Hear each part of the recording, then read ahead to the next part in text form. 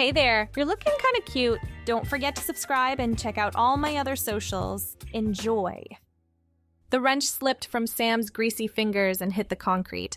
Sam wiped sweat from his forehead with his hand, leaving a dark mark on his skin. The garage smelled like motor oil and rubber. Sam had worked here for 15 years. "Are you leaving soon?" Marcus asked from under a Ford on a lift. "Yes, I have to go get parts in Denver. I should be back by Tuesday." Sam took his old denim jacket from a hook. The jacket was faded from many washes. The interstate road looked long and hot. Sam's pickup truck made a steady noise. Country music played through old speakers. Sam wore dirty jeans, a gray shirt with Sam on it, and worn steel-toed boots. Sam drove for miles. The mountains turned into flat land. More cars were on the road as he got closer to the city. A big semi-truck in front of him swerved. Sam braked quickly. The semi-truck slid across 3 lanes, making a loud metal sound. "Oh, shit!" Sam yanked the wheel right, tires screaming. The pickup skidded onto the shoulder, gravel spraying. The semi's cargo doors burst open. Barrels tumbled out, rolling across the highway. One split against the median, releasing a shimmering green mist that spread like fog. The chemical cloud engulfed Sam's truck before he could react. It seeped through the vents, sharp and metallic on his tongue. His eyes watered. Skin tingled where the mist touched exposed flesh. He fumbled for the door handle, stumbling out onto the shoulder, coughing.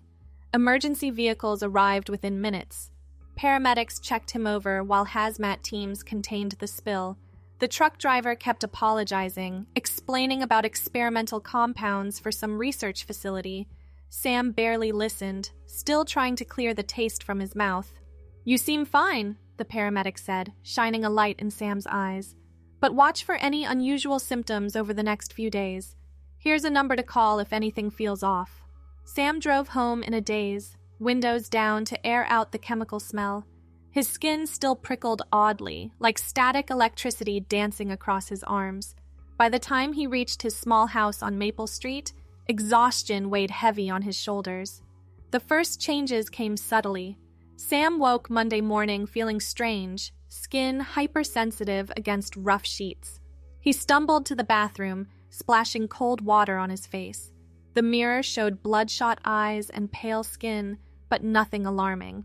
At the garage, every movement felt wrong. Tools that fit perfectly in his hands yesterday seemed awkward now. His coveralls hung differently, loose in places that used to be snug. "You all right?" Marcus asked during lunch break. "Looking kinda rough. That chemical spill on Saturday, still feeling weird. Maybe you should see Doc Harrison." Sam shrugged it off. Mechanics didn't run to doctors for every little thing. He pushed through the day, ignoring how his work boots suddenly felt too big, how his shoulders ached with an unfamiliar tension. Tuesday brought undeniable changes. Sam's hands shook as he examined them in the morning light. Fingers more slender, calluses softening. His jaw felt different when he shaved, the angles less pronounced. The scale showed he'd lost 10 pounds overnight. He called in sick, voice cracking strangely over the phone. Panic clawed at his chest as he stood before the full-length mirror. His body was reshaping itself, hips wider, waist narrower, muscle mass diminishing despite years of physical labor. The emergency number from the paramedic went straight to voicemail. Sam left 3 increasingly frantic messages before giving up. He drove to the hospital instead, hunched over the steering wheel, trying to ignore how the seatbelt pressed differently against his chest. Dr. Harrison, the town's longtime physician, stared at test results with undisguised confusion. "Sam, I've never seen anything like this. Your hormone levels are completely reversed. Testosterone's almost non-existent, while estrogen is through the roof. It's like your endocrine system has been rewritten. Can you fix it?" I don't even understand what's happening. We need to get you to specialists in Denver immediately." But by Wednesday, the transformation accelerated beyond any medical intervention. Sam watched helplessly as his reflection became unrecognizable. His face softened, cheekbones rising, lips fuller. Body hair fell out in clumps during his shower. Most distressing, his chest began to swell, forcing him to hunch forward in increasingly ill-fitting shirts. He couldn't hide anymore. Thursday morning, Sam stood in his bedroom, staring at clothes that no longer fit. His old jeans wouldn't stay up despite the tightest belt notch. Work shirts gaped open across a chest that had developed considerably overnight. Even his underwear was wrong, uncomfortable in ways that made him blush. The phone rang. Marcus, wondering where he was. Sam let it go to voicemail, unable to explain what even he didn't understand. By evening, the transformation seemed complete. The person in the mirror was undeniably female, shorter by several inches, curves where angles used to be, facial features delicate and unfamiliar. Sam's hands trembled as they explored this new form, mind struggling to reconcile 40 years of male identity with physical reality. The name still fit, at least. Sam could be Samantha. Small comfort when everything else had changed. Friday arrived with impossible decisions. Sam couldn't stay hidden forever. Bills needed paying, work needed doing. Life had to continue somehow. But stepping outside meant facing a small town where everyone knew Sam the mechanic, not this. The closet offered no solutions. Nothing fit properly. After an hour of frustrated attempts, Sam drove to the Walmart 2 towns over, hood pulled up despite the warm morning. The women's section felt like foreign territory. A helpful employee asked what size, and Sam had no answer, mumbling something about shopping for a sister. The fitting room became a battlefield of trial and error. Jeans that fit the hips were too long. Shirts that accommodated the chest hung loose at the shoulders. Undergarments were a mystery of sizes and styles that left Sam red-faced and overwhelmed. Eventually, basics emerged. Simple jeans that mostly fit, plain t-shirts in navy and black, a package of sports bras that seemed least complicated, underwear chosen almost at random. At checkout, Sam paid cash, avoiding eye contact with the cashier. Back home, Sam changed into the new clothes with shaking hands. The sports bra felt strange but necessary. Jeans hugged curves that shouldn't exist. The navy t-shirt was soft against sensitive skin. In the mirror stood a woman with shoulder-length blonde hair. When had it grown so much? Wearing ordinary clothes that felt anything but ordinary. The weekend passed in isolation. Sam practiced moving in this new body, relearning balance and gait. Voice exercises filled empty hours, trying to find a tone that didn't sound forced. Phone calls went unanswered. Knocks at the door were ignored. Monday couldn't be postponed forever. Sam sat in the truck outside the garage, watching Marcus open up shop. The conversation ahead loomed like a mountain. How to explain the impossible? Marcus looked up as footsteps approached, confusion crossing his face. "Can I help you, miss?"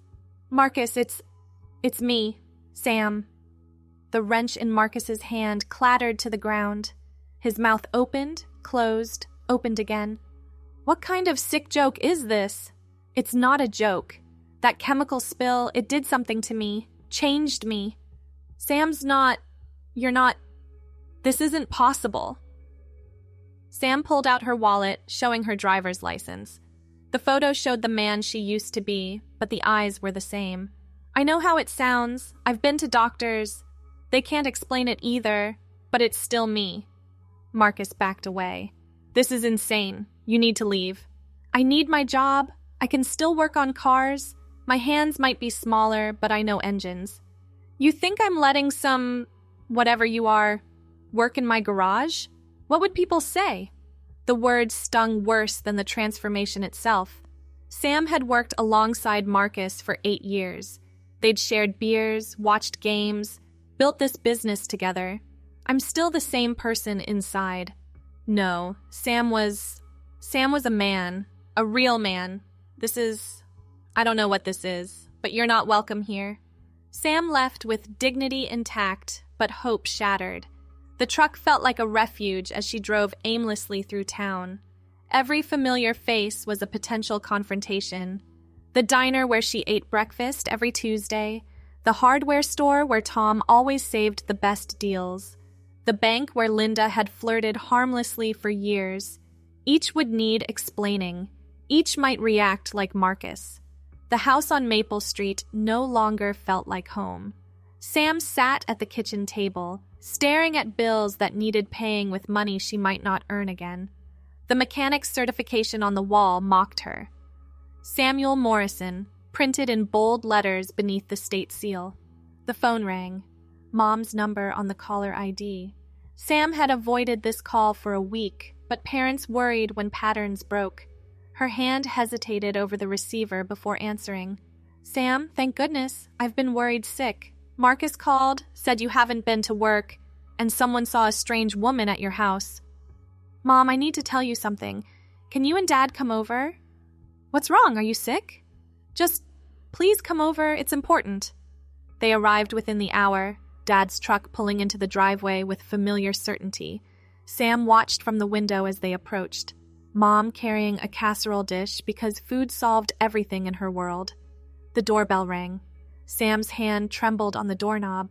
Opening it revealed two faces shifting from concern to confusion. Can we help you? Dad's gruff voice carried suspicion. It's me, Sam, your son. The word son stuck in her throat. Mom's casserole dish slipped, saved only by Dad's quick reflexes. They stood frozen on the porch, staring at the blonde woman in navy shirt and jeans who claimed to be their child. This isn't funny, Mom whispered. It's not meant to be. Please come inside. I'll explain everything. They entered warily, sitting stiffly on the couch while Sam recounted the accident, the transformation, the medical confusion. She showed them the test results from Dr. Harrison, photos on her phone documenting the daily changes, her driver's license with the old photo. Dad's face grew redder with each piece of evidence. Mom clutched her purse like a lifeline. This is impossible, Dad finally exploded. Boys don't just turn into girls. It's against nature, against God's plan. I didn't choose this. Then fight it. Be a man about it. How? How do I fight biology? My body changed at the cellular level. There's no reversing it. Mom spoke quietly. What do you expect us to do? Pretend our son is now our daughter? What would people think? I expect you to still love me. We love our son, Samuel, the boy we raised. Not this. They left shortly after, Mom crying, Dad stone-faced. The casserole sat untouched on the counter, its normalcy mocking the shattered remains of family connection. Days blurred together. Sam ventured out only for necessities, always driving to neighboring towns where nobody knew her face. The savings account dwindled. Letters from the garage arrived. Marcus formally terminating employment, requesting return of shop keys and uniform. She tried other garages, but word traveled fast in small communities. The story had morphed in telling. Some said Sam had always been confused. Others whispered about divine punishment for unnamed sins. The truth was too strange for anyone to believe. A month after the transformation, Sam sat in Dr. Harrison's office again. He'd reached out to specialists, researched similar cases, found nothing but dead ends. The chemical company claims their compound couldn't cause this, he explained. They're calling it spontaneous biological mutation, basically washing their hands of responsibility. So there's no cure, no way back? I'm sorry, Sam. Your body shows no signs of reverting. Whatever happened appears permanent. Permanent. The word echoed as Sam drove home. This body, this life, this isolation, all permanent. The mirror had become an enemy and companion both. Sam studied her reflection each morning, still expecting to wake from this nightmare. The blonde hair reached past her shoulders now, refusing to be ignored. She'd tried cutting it once, but it looked worse short, making her face seem even more unfamiliar. Groceries required careful timing. Late evenings when the store was empty, self-checkout to avoid conversation. But supplies ran low midweek, forcing a daytime trip. Sam pulled on the black t-shirt and jeans that had become uniform, steeling herself for exposure. The store buzzed with afternoon shoppers. Sam kept her head down, filling the cart quickly. At the produce section, a familiar voice made her freeze. Samantha, is that you? Rachel from high school stood there, looking perfectly put together as always. They dated briefly senior year before Sam realized cars interested him more than relationships. No, sorry, wrong person. Wait, you look so familiar. Rachel stepped closer, studying Sam's face. Recognition dawned slowly. Oh my God. Sam? Sam Morrison? Please don't make a scene. But how are you? It's a long story. Medical condition. I just want to buy groceries. Rachel's expression shifted from shock to something softer. I heard rumors but didn't believe them. Are you okay? The unexpected kindness nearly broke Sam's composure. No, not really. Come have coffee with me, please. You look like you need a friend. They sat in Rachel's kitchen an hour later, the whole story spilling out over steaming mugs. Rachel listened without judgment, occasionally reaching across to squeeze Sam's hand. This town's full of narrow-minded fools, she said finally. But not everyone thinks that way. Marcus won't let me work. My parents won't talk to me. I'm running out of money and options. My brother runs a shop over in Millerville. Different kind of work, motorcycles instead of cars. But machinery's machinery, right? I could talk to him. Hope flickered for the first time in weeks. You'd do that? Sam, you taught me to change my own oil junior year because you said everyone should know basic maintenance. You're still that same helpful person, whatever body you're in. The interview at Millerville Customs went better than expected. Rachel's brother Dan looked past the exterior to the knowledge beneath. Sam could diagnose engine problems by sound, rebuild transmissions blindfolded, and had forgotten more about vehicles than most mechanics ever learned. Can you start Monday? Dan asked after watching her troubleshoot a vintage Harley. You're not worried what customers might think? I'm worried about fixing bikes and making money. You can do both. That's what matters. Sam started wearing coveralls again, though sized differently now. The work felt right, even if the body felt wrong. Customers occasionally did double takes at the blonde woman explaining carburetor problems, but competence spoke louder than appearance. Millerville was far enough from home that Sam rented a small apartment above the downtown bakery. The commute from Maple Street had become too long, too expensive, too tied to a life that no longer fit. She packed belongings one weekend while neighbors watched from windows. The apartment was tiny but sufficient. One bedroom, outdated kitchen, windows overlooking Main Street. Sam arranged her few possessions, hanging the mechanic certification despite the wrong name. It represented knowledge that transcended physical form. Months passed. The shock of transformation dulled into daily reality. Sam learned to French braid her blonde hair to keep it from engines. She found jeans that fit properly, boots that provided proper support in smaller sizes. The sports bras became routine as breathing. At work, she earned respect through skill. Customers requested her specifically after she diagnosed problems others missed.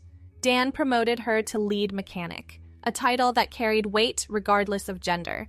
But isolation persisted outside work hours. Sam ate alone, shopped alone, existed alone. Millerville residents remained polite but distant, unsure how to categorize someone who didn't fit neat boxes. One evening, a motorcycle group rolled into the shop just before closing. Sam emerged from beneath a Kawasaki, grease smudged across her cheek, to find 6 women in riding leathers. "We heard you're the best mechanic in 3 counties," their leader said. "My bike's making a weird noise at high speeds." Sam diagnosed a loose chain adjustment in minutes.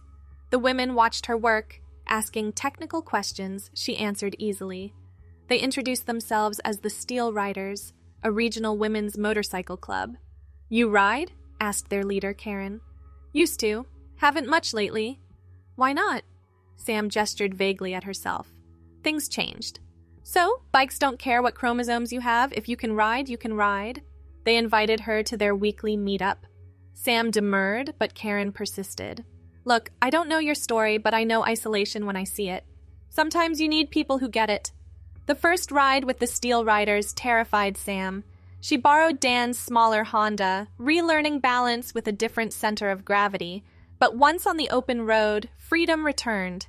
Wind whipped through blonde hair escaping from her helmet. The engine's rumble vibrated through her whole being. The women accepted her without requiring detailed explanations. They'd all faced their own battles: divorce, loss, discrimination. Sam's transformation was just another challenge overcome. Weeks turned to months. Sam found rhythm in this new existence. Work filled days with purpose. Evenings brought rides through mountain passes or quiet dinners with Rachel, who'd become a steadfast friend. The apartment grew homier with small touches: plants on the windowsill, photos from rides with the Steel Riders, a comfortable chair for reading repair manuals. But family remained a wound that wouldn't heal. Sam sent Christmas cards that went unacknowledged. Phone calls reached voicemail. The house on Maple Street might as well exist in another universe. One spring afternoon, a familiar truck pulled into the shop. Dad climbed out, looking older, grayer, diminished. Sam's hands stilled on the Yamaha she was servicing. They stood 20 feet apart, neither speaking first. Finally, Dad cleared his throat. "Your mother's sick. Cancer. She wants to see you." The words hit like physical blows. Sam stripped off work gloves, mind racing. How bad? Bad enough she's questioning what matters most. The drive to the hospital felt endless. Dad's truck led the way while Sam followed in her own vehicle. They didn't speak during the elevator ride, tension thick between them. Mom looked small in the hospital bed, pale against white sheets. Her eyes found Sam immediately. "My baby." Sam crossed to the bed, taking Mom's fragile hand. "I'm here. I'm sorry. So sorry. We wasted so much time being afraid of what people would think instead of treasuring who you are. Don't apologize. Just get better.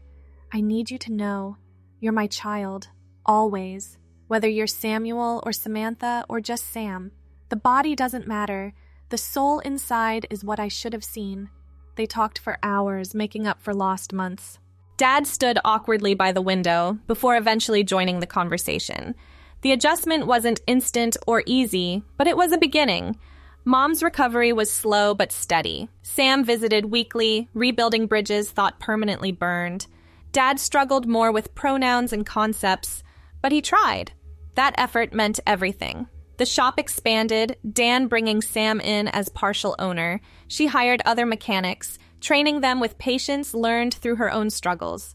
The Steel Riders grew too, attracting women from surrounding states who'd heard about the blonde mechanic who could resurrect dead bikes. 3 years after that chemical spill, Sam stood before the bathroom mirror, braiding blonde hair with practiced ease. The face reflected back no longer seemed foreign. This body had become home through necessity and time. She pulled on her coveralls, properly fitted now in navy blue, and headed to work. The shop buzzed with activity. 2 new hires learned under Sam's guidance while she tackled a classic Indian restoration. Oil stained her hands, grease smudged her cheek, satisfaction filled her chest at bringing machines back to life. "Boss, someone here to see you," called Tyler, the youngest mechanic. Sam emerged from the workshop to find a young woman holding a helmet, looking nervous but determined. "Are you Sam, the one who transformed?" The question no longer carried sting. "That's me. I'm Emma. Something similar happened to me. Chemical exposure at my lab. The doctors said you might understand." Sam set down her tools, gesturing to the office. "Come on, let's talk." They sat across from each other, Emma's story echoing familiar themes: unexpected change, medical confusion, social rejection. Sam listened with compassion, born from experience. "How do you stand it?" Emma asked finally. "Losing everything you were?" "I didn't lose who I was. The packaging changed, but I'm still a mechanic. Still love engines and speed and fixing broken things. Still have the same memories, same knowledge, same terrible jokes. The body's just transportation for the person inside. But your family, your job, your whole life. Some people couldn't accept the change. That's their limitation, not mine. But others saw past the surface. New opportunities opened as old ones closed. It's not the life I planned, but it's the life I've got. Might as well live it fully." Emma left with resources, connections, and hope. Sam returned to the Indian, losing herself in the familiar rhythm of restoration. That evening, the Steel Riders gathered for their weekly ride. Sam straddled her Harley. She'd finally bought her own the previous year, blonde braid tucked beneath black leather. Karen pulled alongside, grinning through her helmet visor. "Ready to ride?" Sam revved the engine in response.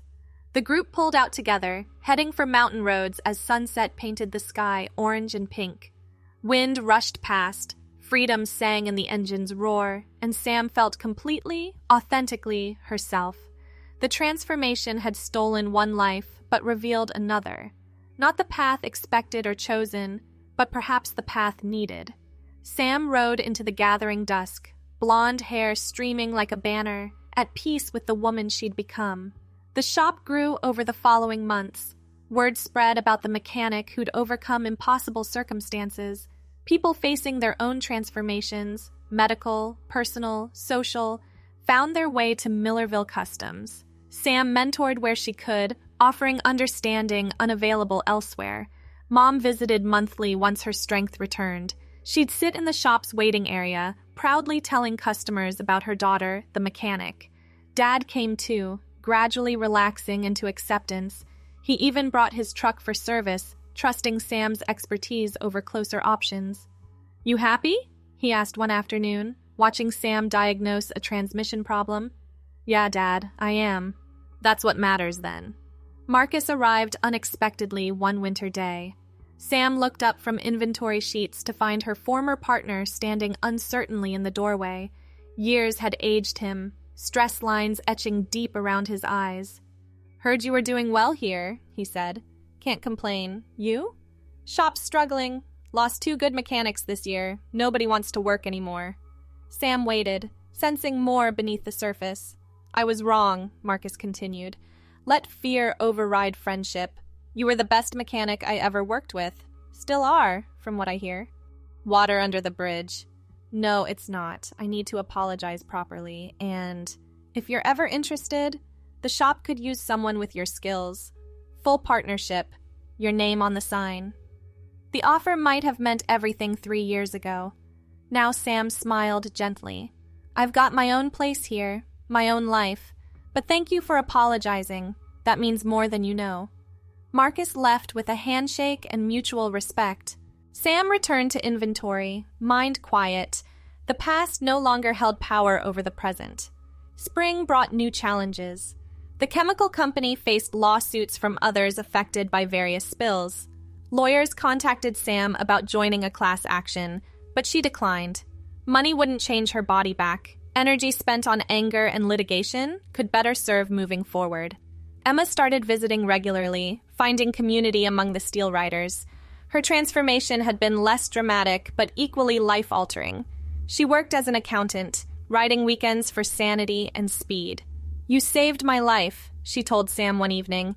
"Not literally, but you showed me it was possible to continue."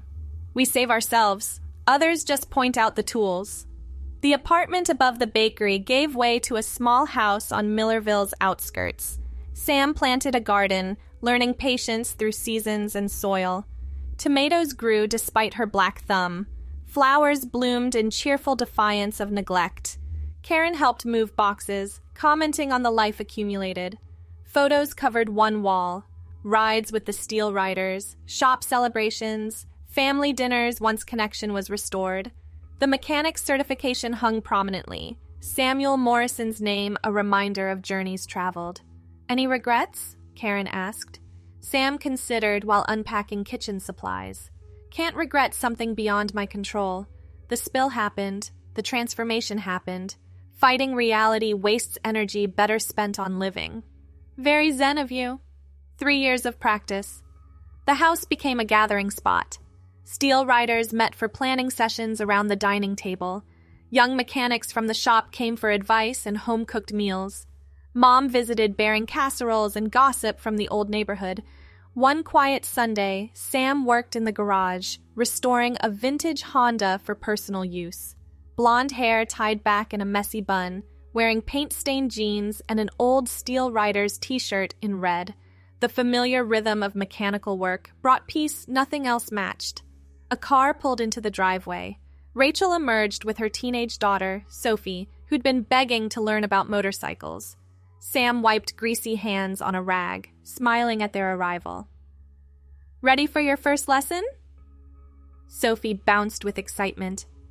"Mom says you're the best teacher. Your mom's biased, but let's see what you've got."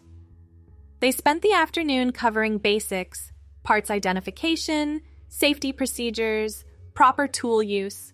Sophie absorbed information eagerly, reminding Sam of herself at that age, desperate to understand how things worked. "Why did you become a mechanic?" Sophie asked during a break. Sam considered the question. "Machines make sense. They follow rules. Break them down far enough, you understand each component's purpose. Put them together right, they sing. There's honesty in that simplicity." "Mom said you used to be different, before." Rachel started to intervene, but Sam waved her off. "I was. Different body, same passion for engines. The important parts transferred intact." Sophie accepted this with teenage nonchalance, more interested in motorcycles than metaphysics. They returned to the Honda, Sam guiding young hands through their first oil change. Evening fell gently. Rachel and Sophie departed with promises to return next weekend. Sam cleaned up slowly, savoring solitude after social hours. The Honda gleamed under garage lights, patient for tomorrow's attention. Inside, she showered away the day's grime, blonde hair darkening underwater. The bathroom mirror reflected a woman comfortable in her skin, no longer startling or strange. Just Sam, mechanic and mentor, survivor of impossible change. The Steel Riders planned a cross-country trip for summer. Sam traced routes on maps spread across the living room floor, calculating mileage and maintenance stops. 2 weeks on the road with chosen family, exploring America from a motorcycle seat. "You sure the shop can spare you?" Emma asked during planning sessions. "That's why I hired good people. Place runs itself now, mostly." Karen added another destination to the route.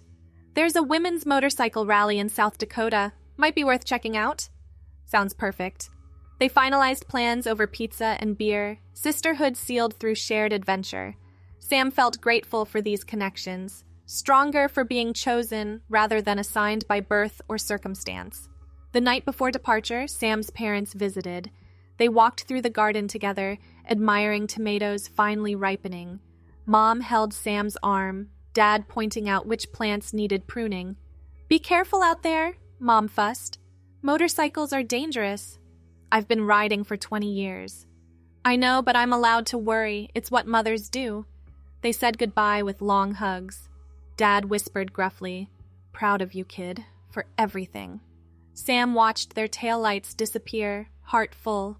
The journey from rejection to acceptance had been longer than any motorcycle trip, but worth every mile. Dawn brought perfect riding weather. The Steel Riders assembled at the shop, bikes loaded with camping gear and enthusiasm. Sam's Harley rumbled eagerly, ready for open roads. They rode in formation, 6 women united by wheels and wind. Small towns blurred past. Mountains rose and fell. America unveiled itself mile by mile, beautiful in its vastness. Evenings meant campfires and stories. Karen talked about her divorce, finding freedom on 2 wheels. Emma shared her ongoing adjustment to transformation. Others offered their own struggles and triumphs. Sam listened more than spoke, comfort found in community. The rally in South Dakota exceeded expectations. Thousands of women riders gathered, celebrating skill and sisterhood. Sam attended workshops on vintage restoration, networked with other female shop owners, felt part of something larger than individual experience. "Look at you, all professional," Karen teased over breakfast. "Might as well learn while we're here." A photographer documenting the rally asked to interview Sam after hearing her story through the grapevine. She agreed reluctantly, still uncomfortable with attention. "What would you tell someone facing unexpected transformation?" the interviewer asked. Sam thought carefully. The body is just transportation. The person inside, their knowledge, passions, connections, that's what matters. Change the vehicle if necessary, but keep driving toward what fulfills you. The article appeared months later in a motorcycle magazine. Letters arrived from across the country, people sharing their own stories of transformation and resilience. Sam answered what she could, building a network of understanding. Back in Millerville, life resumed its rhythm. The shop thrived. The steel riders rode. The garden grew. Sam dated occasionally, finding companionship if not lasting romance. Some were put off by her history, others intrigued. She learned to filter for genuine connection over curiosity. 5 years after the spill, Sam barely thought about her former body. That life felt like a movie watched long ago, familiar but distant. This existence, built through struggle and acceptance, felt real in ways the old one never had. She hired Emma part-time to handle the shop's books. 2 more mechanics joined the team, including one young woman who'd read that magazine article and driven 3 states to learn from Sam. The business expanded into a second building, offering classes alongside repairs. "You've built something amazing," Dan said during a partners meeting. "We built it together." "No, this is your vision. I just provided initial space. You created community." Sam deflected praise habitually, but pride warmed her chest. The shop had become more than a business. It was sanctuary for those needing understanding alongside automotive service. Mom's cancer returned that winter, aggressive despite treatment. Sam spent hours at the hospital, holding fragile hands and sharing quiet conversation.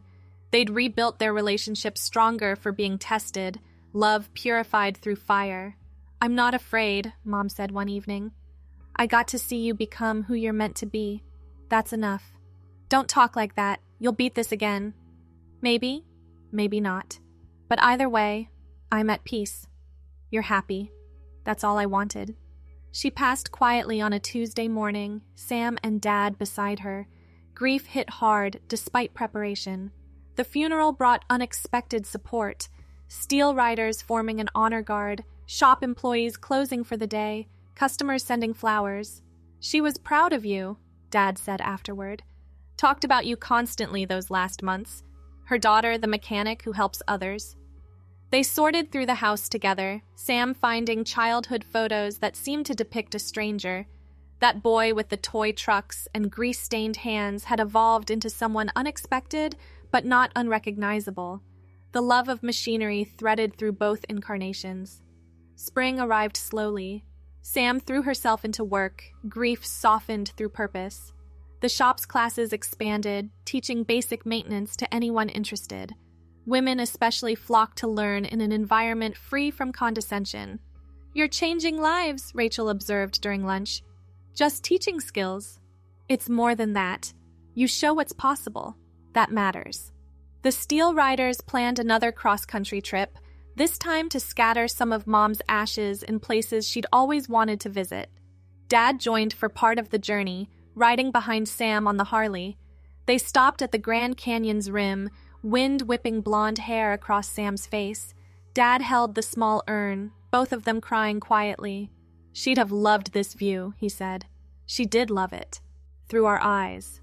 They released ashes into the wind, watching them dance away on currents heading who knew where. Mom would have appreciated the poetry. Transformation into something new, boundaries dissolved. Thanks for watching. Don't forget to check out my other socials if you want more content, early access, behind the scenes, and more. All links down below.